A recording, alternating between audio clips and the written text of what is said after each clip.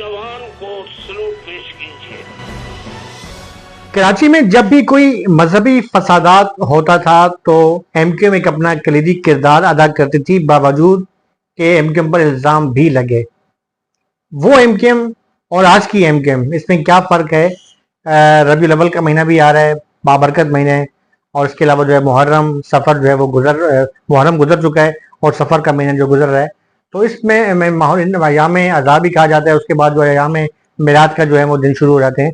तो इन दिनों में जो है वो जो एमक्यूएम जो बानी जो एमक्यूएम है उन दौर में जो है वो एमक्यूएम किस तरीके से जो है वो इन मामलात को देखती थी, और अब जो है एमक्यूएम जो है वो क्या, आज की जो मेरा ब्लॉग है वो इस हवाले से और कुछ जो है अहम, जैसा कि मैं हर अपने ब्लॉग में इंकशाफात करता हूँ वो भी करूंगा। लेकिन इसके साथ मैं एक बार फिर अपने तमाम दोस्तों का शुक्रिया अदा करता हूँ कि जिन्होंने मेरी हौसला अफजाई की। और मैं दोबारा गुजारिश करता हूँ कि हम कराची वाले हों या हैदराबाद वाले हों, हमने ये जो तालीम हासिल की है या सर्टिफिकेट है हमारे पास, ये बस हैं।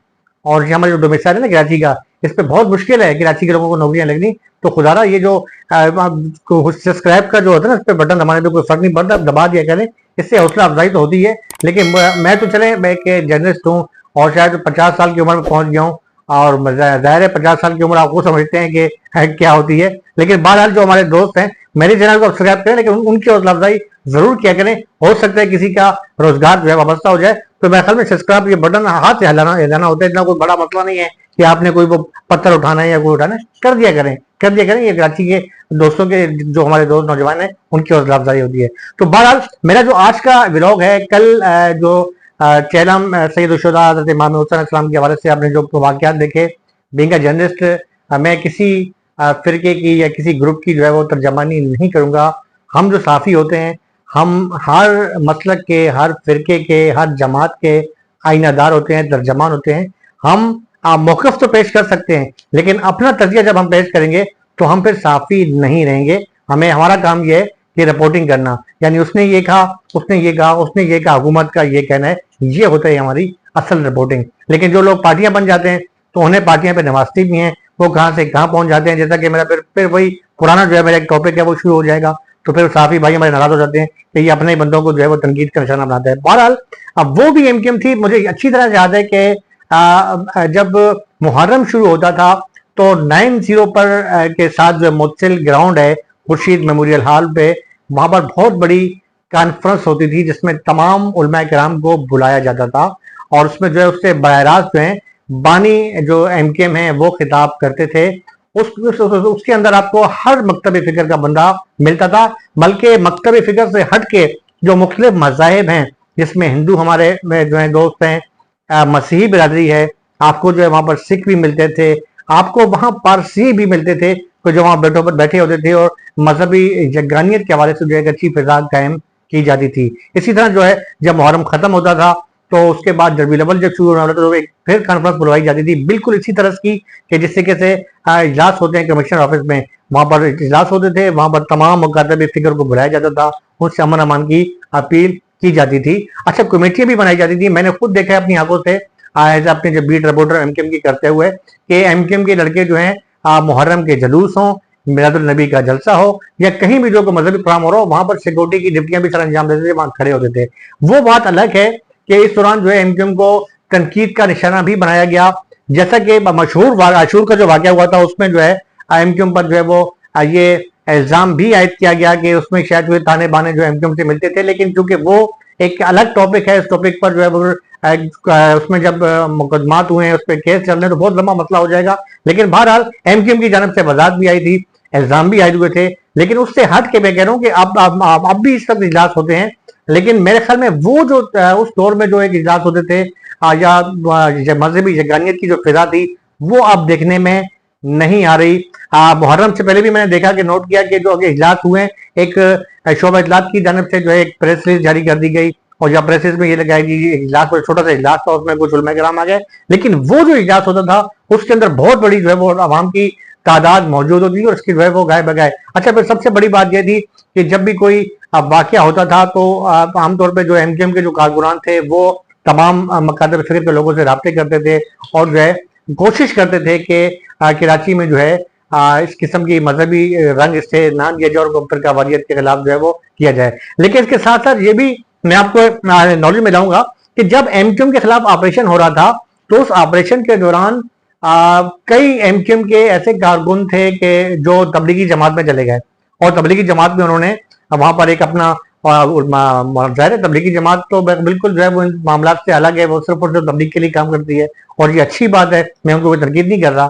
अच्छा, कुछ लोग ऐसे थे जो मुख्तलिफ कलदम जमातों में गए जिसमें तमाम मसलक के लोग थे। कुछ जो है वो जो बरेलवी मसलक के थे वो एक मशहूर तंजीम थी उसमें चले गए, जो अली रशीद थे वो वहां चले गए, जो एक खास मसलक के देवबंदी मसलक के थे वो उसमें चले गए। तो ये फैलाव उस तरफ हुआ। वो असल जो थी प्रोडक्शन थी, अपने आप को बचाना था एजेंसियों से, क्योंकि आए दिन छापे लग रहे होते थे कि ऑपरेशन चल रहा था। तो उसके बाद जब दोबारा वो एमकेएम एक्टिव हुई और एक जो एमक्यूएम को जो भरपूर दौर था साबिक सदर परवेज मुशर्रफ वाला, जिससे कहा जाए कि एमक्यूएम का इसे जोबन कहा जाता है, एमक्यूएम का जो जोबन था, तो लड़के जब दोबारा वापस आए तो उनके ख्यालात जो है ना, ये मजहबी तंजीम का कोई भी कारकुन होगा वो जुर्मी बन जाते हैं, जुर्मी जो है उसके सर पे तारी होती है, तो वो एक माइंड सेट जो है वो तो रहता है उसके। अगर देखा जाए तो जैसा कि कल ये चेलम पे जो वाकया हुआ है, जो अली बस्ती कराती है गोली मार के इलाका है, यहाँ पर शायद ही कोई ऐसा घर हो जिसमें जनाजे ना उठे हों। यहाँ पर सेक्टेरियन जो है वार बहुत ज्यादा हुई है, जिसके बारे में कहा जाता है कि इस हवाले से जो एजेंसी ने रिपोर्ट दी थी वो एमक्यूएम पर इल्जाम आयद किया था कि इसमें जो है कुछ लड़के एमक्यूएम के भी मुलविस थे। लेकिन जब उसकी तहकीकात की जाएगी तो उनके ताने बाने जरूर होंगे, लेकिन उनका तलक जो है किसी कलदम जमात से होगा या वो किसी की तरफ। लेकिन बहरहाल आप एमक्यूएम ने जहां पर इस हवाले से कोशिश की, उसके साथ में एक और आपको वाकया बताता हूँ कि कल जो बलूचिस्तान में जो एक वाकया हुआ है, यकीन तौर पे जो है वो बहुत अलमनाक वाकया है, जिसमें एक तरफ जो है वो कौमियत की बुनियाद पे जो है वो पंजाब के मजदूरों को जो है वो बेदर्दी के साथ उनका कत्लेआम किया गया है। इसके साथ पाक फौज के जो है हमारे जवान शहीद हुए हैं। मुझे अच्छी से याद है कि कोई मैं मतलब ये नहीं कह रहा कि जो एमक्यूएम के खिलाफ जो कार्रवाई हुई बानी एमक्यूएम के खिलाफ वो क्या थी, वो उनका ये हमारे इदारों का जो है अपना मकसद, लेकिन बहरहाल ये भी इस बात को भी मैंने खुद कवर किया है कि पाक फौज की हमायत में एक बहुत बड़ी रैली निकाली थी एमक्यूएम पाकिस्तान ने, और शायद ही इतनी बड़ी रैली किसी और जमात ने निकाली हो। तो ये बात तो ठीक है कि बानी एमक्यूएम ने जो बात की उसके खिलाफ उनके खिलाफ कार्रवाई हुई, उनकी तकरीर पे पाबंदी लग गई, उनकी तंजीम पर बैन लग गया। लेकिन मेरे ख्याल में मैं ये जरूर कहूंगा कि पाकिस्तान की खातिर हमारी जान कुर्बान है, पाकिस्तान हमारा मुल्क है, हमें जान से प्यारा है।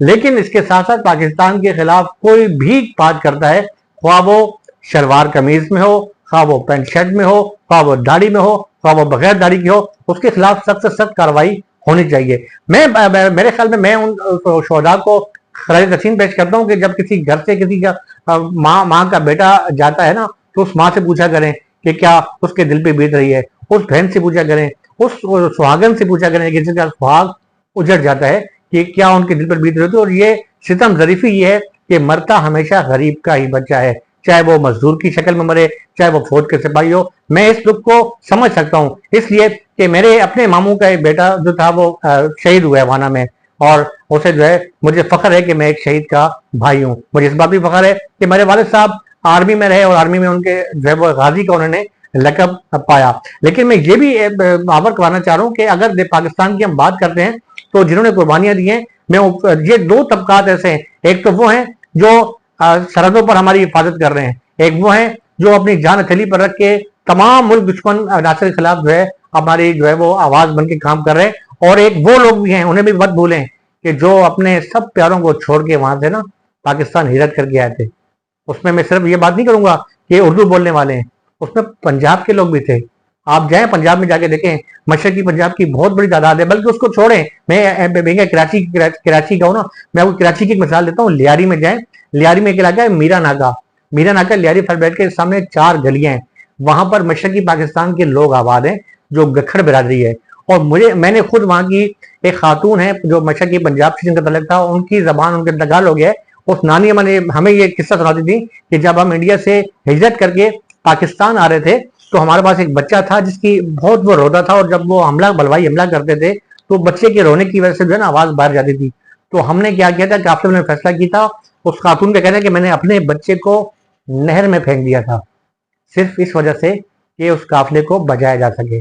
तो कुर्बानियां तो मेरे भाई सबने दी हैं। कुर्बानियां अगर उर्दू स्पीकिंग महाजरों ने दी हैं तो कुर्बानियां पंजाबी स्पीकिंग जो है महाजरों ने भी दी हैं, राजस्थानियों ने भी दी हैं, चाहे खाने में दी हर कौम वालों ने दी है कुर्बानी। कुर्बानी कुर्बानी होती है और कुर्बानी में जाता जो है वो मुतवसत तबके का गरीब आदमी है, आम लोग ही जाते हैं। मेरे चैनल का नाम है चूंकि आम साफी है ना, तो मैं आम तबकात की बात करता हूँ। तो मैं जो बात कर रहा था उस बात की तरफ आता हूँ कि बिल्कुल ये जो वाकयात हुए हैं इस पर जो है एमक्यूएम का जो जिस तरीके से किरदार निभाना चाहिए था इस वाक़े के बाद, वो इस मौजूदा एमक्यूएम की तरफ से हमें नजर नहीं आया।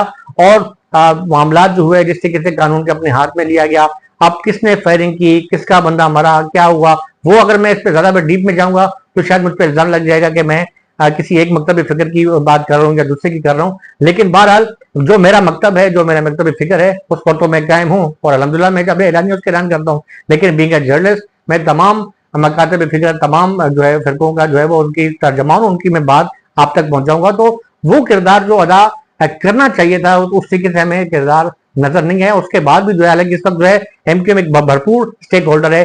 कराची में तो एक भरपूर ताकत है इसी एमक्यूएम के पास, लेकिन सिंध की दूसरी बड़ी जो है वो पार्लिमानी पार्टी है।